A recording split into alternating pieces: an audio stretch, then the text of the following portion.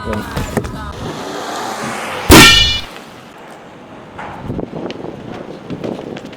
okay, man? You okay? Why didn't you slow down? I did. I had my brakes and everything, man. Oh, then why did I go so far? Order, order. This court is now in session. Today we hear the case of reckless endangerment of a pedestrian. Prosecution, you may state your case. Thank you, Your Honour. Members of the jury, my client Diego here was struck down by a car and flung several metres, an extreme amount of distance for a human to fly through. Diego here has suffered a broken femur, tibia and fibula. This does not result from the actions of a concerned driver. It screams reckless speeding. The defendant, Rohan, drove carelessly and endangered lives. We are suing for emotional turmoil and damages. Your Honour, I rest my case. Dude, shut up. It was not that bad. Hey, screw you, man! Shut up, both of you, before I find you both guilty. Thank you very much. Defense, state your case. Thank you, Your Honor. The prosecution makes a fair point. The pedestrian does have a greater change in distance compared to the car.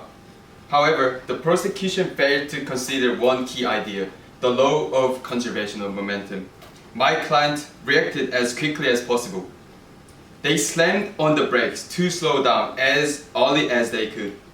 Yet, their momentum was still incredibly high due to the car's weight. Please have a look at the screen. The equation for momentum is P equals mv, where P is momentum, m is mass, v is velocity. A system is defined as a frame of reference where no external forces act. This is a system, including one ball with only mass and no velocity. Properties in a system are additive. The total momentum in a system remains constant.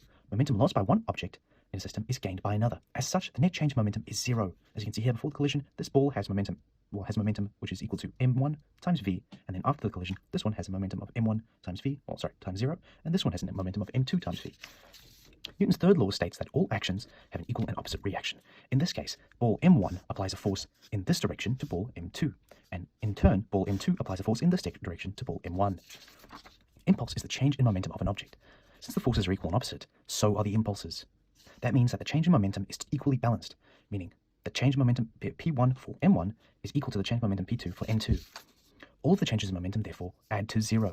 Because these changes add to 0 and mass is constant, the velocities must change. In this case, m1 multiplied by v plus m2 multiplied by 0, which acts before the collision, must be equal to m1 multiplied by 0 plus m2 multiplied by v after the collision. This is assuming that m stays constant.